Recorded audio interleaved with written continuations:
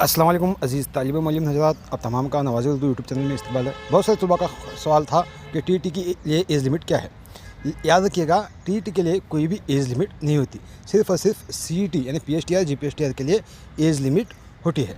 तो इसके लिहाज से जीएम के लिए क्या है, 42 ईयर्स है एज लिमिट। और ये तमाम जो एज लिमिट मैं आपके सामने पेश कर रहा हूँ, ये 2022 में जीपीएचटीआर के लिए कॉल किए के दौरान बताए गए एज लिमिट है। तो 2A 2B 3A 3B के लिए क्या है, 45 ईयर्स है एज लिमिट। और इसी तरह SC ST C1 और PH यानी फिजिकल हैंडीकैप के लिए 47 एज लिमिट है।